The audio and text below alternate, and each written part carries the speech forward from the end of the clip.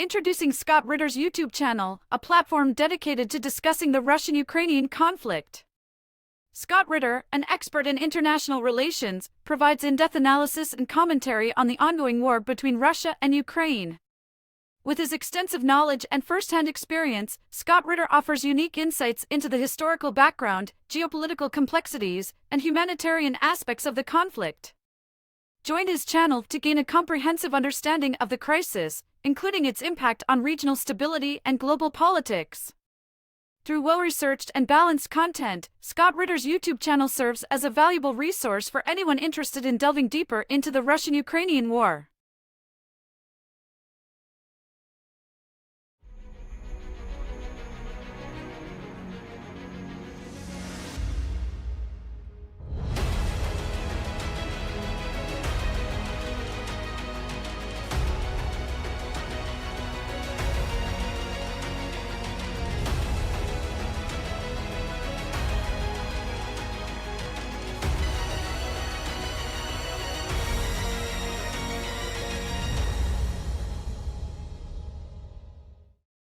Hi, everyone. Judge Andrew Napolitano here for Judging Freedom. Today is Wednesday, June 21st, 2023. It's about 2:35 in the afternoon here on the East Coast of the United States. Scott Ritter will be with us in just a minute, and he and I will view together with you two four-star generals, former four-star generals, who claim Ukraine can and will win the war. One says they'll even get Crimea back. Right after this. When it comes to carrying valuables or even firearms in your vehicle, most people feel they have to choose between safety and convenience. A vehicle break-in occurs every 36 seconds in America. The headrest safe gives you the power to store cash, jewelry, medication, and yes, even your concealed carry firearm. You'll never have to worry about taking your valuables with you again. Keep them safe with the headrest safe. Use promo code JUDGENAP and enjoy $50 off for a limited time at theheadrestsafe.com. Where are you, Scott? There we go. Welcome back, my dear friend. A huge number of fans have been lining up and are happy that you're here. Thanks very much for your time with us. So how is the spring, now summer offensive going for the Ukrainian military? It's an abysmal failure. I mean, they've lost upwards of 10,000 troops already, both on the line of contact and in the rear assembly areas. This offensive has no chance of succeeding. They have yet to penetrate or even make significant contact with the first line of Russian defenses, let alone the second or third line. They've bogged down in the initial obstacle barriers, the minefields. They are being, their attack is broken up by artillery and aircraft. Everything I told you was going to happen, Judge, is happening right here. The Russian doctrinal defense is, the Ukrainians are incapable of breaching it. And what makes this even more criminal is that any military professional knows this, especially those who wear 4 stars on their shoulders, who served in the U.S. Army. They know the Army doctrine for a breaching assault. And they know that one of the very first requirement is suppression. That means suppressing Russian artillery, air, electronic warfare, everything. The Ukrainians have suppressed nothing. Therefore, this is literally a suicide attack. Before we get to the 2 American 4 stars and their opinions, I think you know their opinions already. Given the textbook definition of what you need in order to conduct an offensive procedure, 2-to-1, 3-to-1, given the fact that not only do the Ukrainians not have 2-to-1, 3-to-1, it's 1-to-10, 1 to them versus 10 for the Russians. Can you characterize this decision to move forward with the spring offensive as militarily based or politically based? It's 100% politically based. This is literally Zelensky appeasing his NATO masters to create the perception of Ukrainian military prowess on the eve of a NATO summit, where this entire Ukrainian commitment that NATO has made is going to be put on the table and discussed. And What NATO doesn't want to do, they have a script they want to follow, but to even go through the motions of the script, they must be able to fool themselves and fool their respective constituencies into believing that continued investment into the Ukrainian machine has the potential of generating an outcome that is desirable for not only Ukraine but the West. But if you show up in Vilnius on 11 July, which is when the NATO summit is convened, and all you have is dead Ukrainians, destroyed equipment, surrendered prisoners of war, and Russian forces not only successfully defending, but going over on the counterattack, capturing Ukrainian cities, capturing Ukrainian towns, it's going to be impossible to fake it. You're going to have to admit that you've lost this war. And when I say you, not just Ukraine, but NATO, the collective West. The West. Here's General Petraeus. Now, this is June 6th, so it's 2 weeks ago. Here's General Petraeus on who he thinks, no surprise, will prevail in the offensive.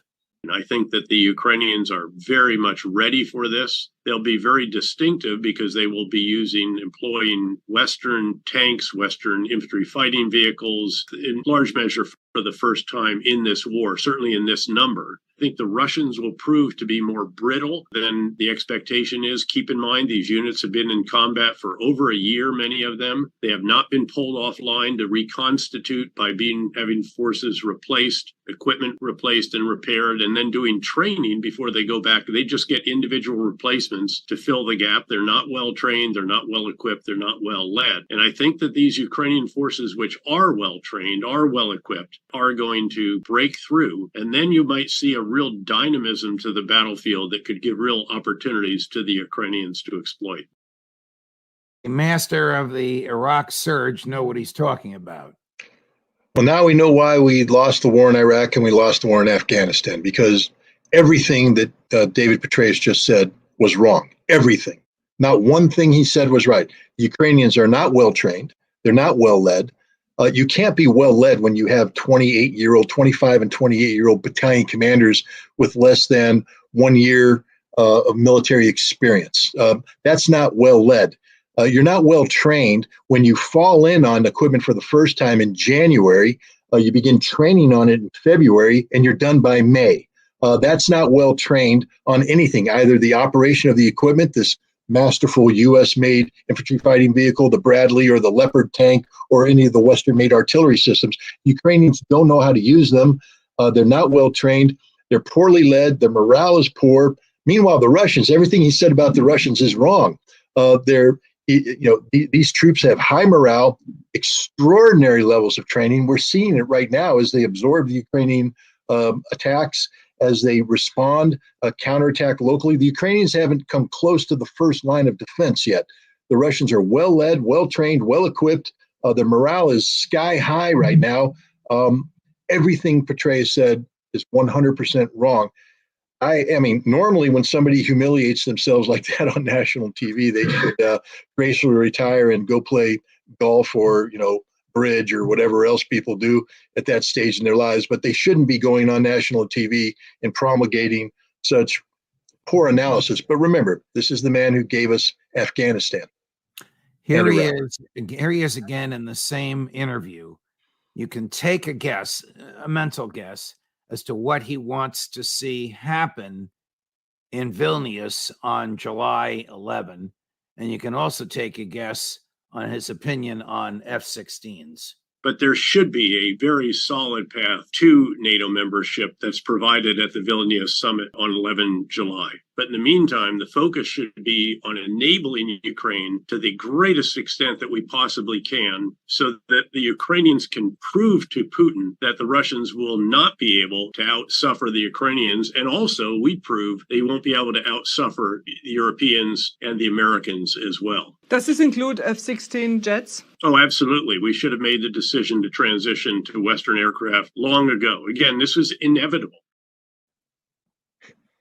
What's inevitable is that the any F-16s that are provided to the Ukrainians, if they are, will be destroyed, either on the ground or in the air. They'll have no impact on the battlefield whatsoever. They can't. Again, General Petraeus is betraying the fact that he's lying through his teeth. I know he's an Army officer, but he was, a commander who had worked with the Air Force and understands the limitations of the F-16 as a platform, the logistical requirements, the fact that the Ukrainians will be getting F-16s that are beyond their expiration date, being piloted by people who don't know how to fly them with insufficient training, insufficient weaponry. It's a death trap. And Petraeus knows this. Why he's saying this is beyond me. I guess he's just as poor a diplomat as he is a military commander. He started that second clip that we ran by saying the 11 July meeting should begin Ukraine's path to NATO. Ukraine's path to NATO, you might as well just declare World War III now. Well, what it means by path is I believe there's 7 things that Ukraine has to do to be a member of NATO according to their membership application plan, which was approved back in 2008. They've only accomplished 2 of those. And Joe Biden, the president of the United States, has come out and said, there ain't no path to Ukraine being a member right now because while they've done 2 things, there's still corruption. There's still a lot of things we don't know about. We're not satisfied with. Plus, remember, it's a path towards membership. What no one's asking Ukraine to be a member now except Ukraine. NATO understands that you can't have Ukraine become a NATO member now. What they're talking about is a post-conflict world where, the fantasy world where Ukraine prevails and the Russians retreat and Ukraine gets everything it wants. How then do you transition in a post-conflict environment to Ukraine becoming a member as soon as possible? But again, this is total fantasy. Let me just reiterate what I've said all along. Ukraine is on the path of destruction. The course that they've taken in concert with their NATO allies will lead to Russia acquiring another 20 to 30% of Ukraine's territory.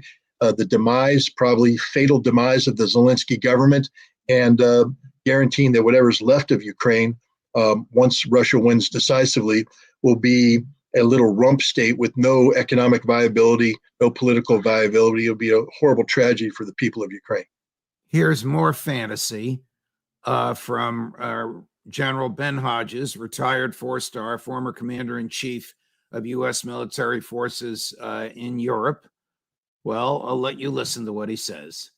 Ukraine needs long-range precision weapons, and I'm very frustrated that our administration has so far refused to provide the ATACMS and other long-range precision weapons, which would help Ukraine hit Russian targets in Crimea. Because at the end of the day, Crimea is the decisive terrain. As long as Russia occupies Crimea, Ukraine will never be safe, and Ukraine will never be able to rebuild its economy. So Crimea is the decisive terrain.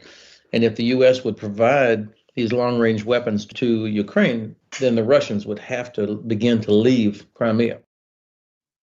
How crazy is that? Well, again, Ben Hodges is somebody who is totally devoid of reality. Look, Shoigu, the Minister of Defense of Russia, has responded to this. He says if Ukraine uses existing weaponry, that is the Storm Shadow cruise missile provided by the British or the HIMARS provided by the United States to strike Crimea, that Russia will take out decision-making centers in Ukraine. This means that Russia basically will take the gloves off and Zelensky will die, Zelensky will die, everybody will die, all the decision makers will die. And then what is Ben Hodges going to do? Giving Ukraine ATACMS doesn't change anything. Pro-hint, General, there's no such thing as a magic weapon. The Leopard was supposed to be a magic weapon. HIMARS was supposed to be a magic weapon. Storm Shadow is a magic weapon. F-16, is going to be a magic weapon. ATACMS will change everything. It changes nothing. The Russians are a mature military that has known of the existence of ATACMS for years. The Russians have systems that are better than ATACMS. So you fire ATACMS and you take out a target here, a target there, a target here. All you do is escalate the conflict, and the Russians will inflict far more damage on Ukraine than the ATACMS could ever accomplish. And you're just guaranteeing that the Ukrainian government you claim to want to support will die. A very violent death. General Hodges, like General Petraeus, should just shut up and go away because they're not doing anybody any good. We're going to take a break. When we come back, we will play for Scott and ask his comments about President Putin's comments and views on all of this right after the break. You want to feel safe in your vehicle, and for you, that means easy, rapid access to your firearm. But safety also means your items don't fall into the wrong hands. You don't have to choose between safety and convenience. The headrest safe keeps your firearm where you can access it, and no one else can. Just order your headrest safe, install it yourself when it arrives, and enjoy peace of mind. It starts at theheadrestsafe.com. Before we run the clips of President Putin, and before we run a clip of the Chief of Staff of President Zelensky, what is the state of the American stockpiles of weapons? How depleted are they? How much stuff that the Pentagon would want, if God forbid they needed it to defend American territory, is gone? I mean, for instance, artillery systems, we've created this situation where we'd have nothing left to give without consuming our stockpiles. So anything future for the Ukrainians or anybody else, by the way, would have to be fresh made. That's why we're seeing the end of drawdown and the beginning of new production, which means that, what things we're promising the Ukrainians will only come months, if not years from now, because we have to build it from scratch. And here's the problem. It's one thing for a politician to say, let's do this, and have Congress go, let's do this. But now the guy who builds it's going to go, not so fast, guys. You see, I'm a private industry. I'm a business. I need contracts. I need contracts that are worth this. I'm not going to change everything, divert all resources to pump out a handful of items for Ukraine. It's going to bankrupt me. That's not how business works. You want this? I need long-term contracts. I need lots of stuff being built. And Congress is going, well, we're not there yet. We don't want to do that. And so all this stuff being promised isn't going to be built because defense contractors are saying it's not financially, our Lockheed Martin is not a state enterprise. All right, really, have our stockpiles, to which Lloyd Austin would refer in an emergency, been depleted because of this? Well, first of all, they were depleted before this. The United States stockpiles have been developed over the course of 20 years to support two things: low-intensity conflict in the Middle East and training. As, again, General Cavoli has said when he spoke, he's the commander of Allied forces and American forces in Europe. When he spoke in Sweden in January, he said, the scope and scale of the violence that's taking place in Ukraine is beyond our imagination. That means that the United States and NATO have not prepared for this. And preparation includes things like stockpiling ammunition. We're out of ammo. We gave it all to the Ukrainians. We don't have any left, and we can't produce it. We're out of artillery. We're out of HIMARS rockets. We don't have enough air-to-air missiles for our aircraft. We don't have enough fuel. Remember, combat is very fuel intensive, and we don't have enough fuel stockpiled. How are we going to fly all these airplanes? How are we going to operate all these tanks? We haven't budgeted the fuel. It hasn't been acquired. We don't have the storage for it. We don't have anything. So this is just a fantasy that is out there that somehow the United States and NATO are going to be able to sustain this fight or get involved in this fight. We don't have anything.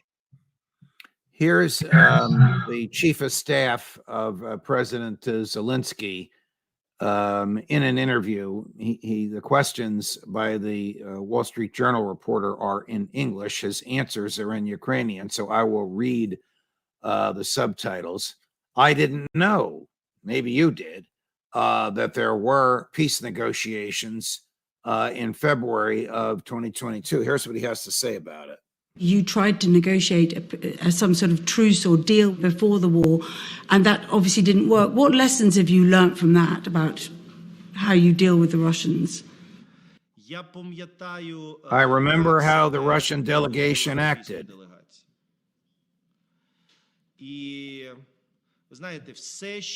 Everything